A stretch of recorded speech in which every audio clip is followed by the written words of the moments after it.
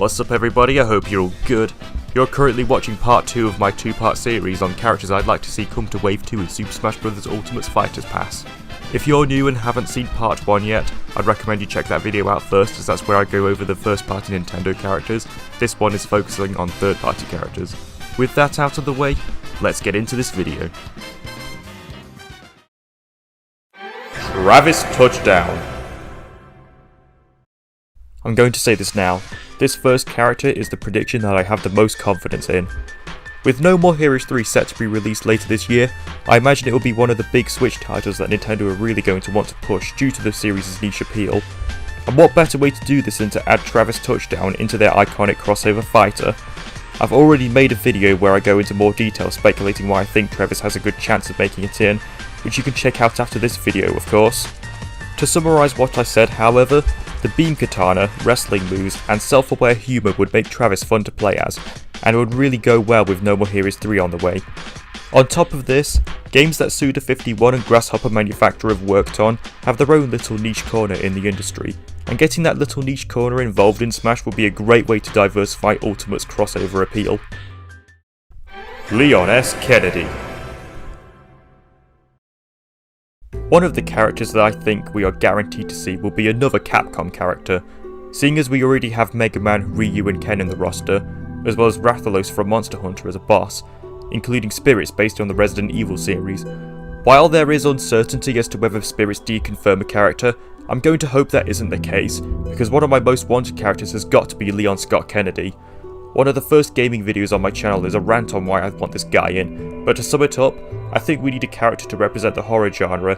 Resident Evil is an icon in gaming history, and Leon is the character that I think Nintendo fans are the most familiar with due to Resident Evil 4's initial exclusivity on the GameCube. Furthermore, Smash has gone from being a celebration of Nintendo to a celebration of gaming as a whole, and I think it's practically a crime that we don't already have arguably one of gaming's most influential franchises ever represented in the form of a playable fighter. Rayman. With recent Mii costumes based on Assassin's Creed and the Rabbids being released, surely a Ubisoft character is not out of the question. And for this reason, I'd like to suggest the character I originally voted for back when Smash 4 held their fighter ballots back in 2015, Rayman. The PS1 version of the original Rayman was a classic from my childhood, and one of the earliest games I remember playing, so you could say that Rayman as a whole played a huge part in the obsession with video games that I'd eventually develop over the years. Origins and Legends are also some of my favourite 2D platformers of all time, so seeing Rayman in Smash with his mannerisms from these games would be a dream come true. The moveset also speaks for itself, as Rayman's slapstick nature belongs perfectly to the cartoony atmosphere of Smash. Being able to throw his fists at long distances while using his hair to recover are obvious shoo-ins, and with Ubisoft being really friendly with Nintendo for the past decade, I'm surprised it hasn't already happened yet. Good luck with manufacturing the Amiibo though. A level 5 character. But who? This character is more of a prediction, but I'm not certain which character it will specifically be. What I will say however, is that this slot will be a character belonging to Level 5, a studio that has a lot of prominence on Nintendo platforms to the point where some of their franchises are mostly associated with Nintendo, with the likes of Professor Layton, Inazuma 11 and Yokai Watch being strong choices in my opinion. I'm actually rather surprised we haven't seen a level 5 character yet, considering how popular some of their franchises are in Japan, and including a character from their offerings could spark further curiosity for Western fans. I think when it comes to speculation, I'd say Professor Layton is the popular choice here, but I also see potential in surprise value with the likes of Jibanyan, Mark Evans, or even Oliver from Ni no Kuni, seeing as that came out on Switch recently. With that being said, I couldn't really decide which character I'd specifically want, because despite the original Inazuma 11 being one of my only experiences with level 5, I want to put that bias aside seeing as I don't see a character from that franchise being the first to represent the studio, especially when the likes of Professor Layton and Ni no Kuni are much more recognisable. Bill and Lance. Konami has been one of the gaming industry's longest running players, and despite some of the controversies they've faced in recent years, their franchises have left a significant impact in the gaming landscape as we know it. We already have Snake, Simon and Richter, as well as Alucard and Bomberman as assist trophies, but I think one more franchise would belong perfectly in Smash. With the Contra Anniversary Collection and Contra Road Core being released last year, why not throw in the protagonists of the original? Bill Riser, alongside Lance Bean as a bonus Echo Fighter, would make an ideal choice for the retro character rep, which I think Ultimate lacked in the base roster. And seeing as I don't see other retro Nintendo characters joining, why not look elsewhere and find a retro third-party character that was simultaneously prominent on Nintendo platforms? Contra was an icon on the NES, and having Bill and Lance move and play like how they did in the original sounds like something Sakurai would do, as we've already seen this level of attention to detail with Mega Man. And to make them stand out from the rest of the cast, we could have the option to implement the Konami code to enhance their moveset, seeing as Contra was known for popularising the infamous cheat code introduced in the original Gradius.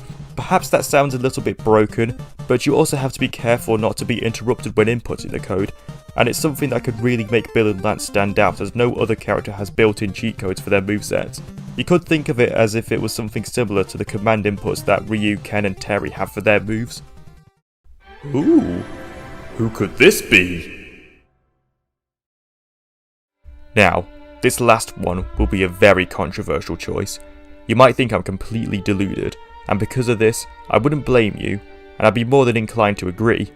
But what if, and I mean what if, Sakurai negotiates with Sony to have a character associated with the PlayStation brand in Smash? I know, crazy right?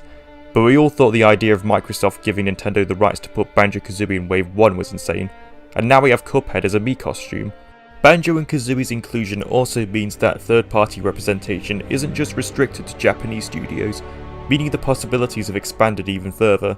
I know Sony is a Japanese company, but many of PlayStation's big games have Western developers behind them.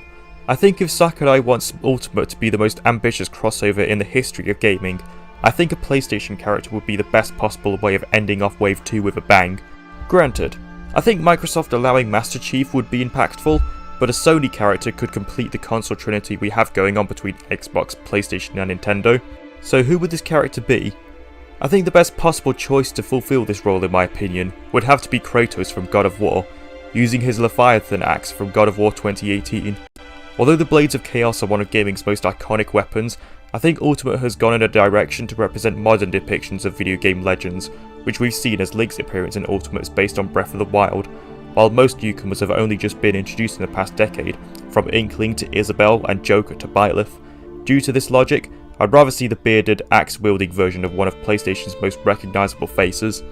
Like I've said, this is most likely my most controversial pick on this list, but I wouldn't have wanted to end it any other way. I think one of the most fun things to do when it comes to speculating future characters in Smash as a whole is to predict something wild that could end up making sense in hindsight. While I don't have any evidence to prove this, I remember correctly predicting Duck Hunt back in the Smash 4 days, and to this day, one of my friends is still in absolute disbelief that I called it way before it was leaked. And when it comes to characters like Cloud and Joker, things start to make sense long after their initial reveals. Cloud is an icon of JRPGs and gaming as a whole, while Sakurai has cited Persona 5 as an inspiration behind Ultimate's menu, and generally being a fan of the game regardless. Perhaps if we do end up seeing PlayStation characters join Smash one day, it could turn out that the clues were there all along, but we'll have to see what the future of Smash has in store for us. Anyway, that just about does it for part 2. I hope you've enjoyed it. Be sure to subscribe with notifications on to stay tuned for the future uploads of this channel. Thank you very much for watching, and until next time, see you later.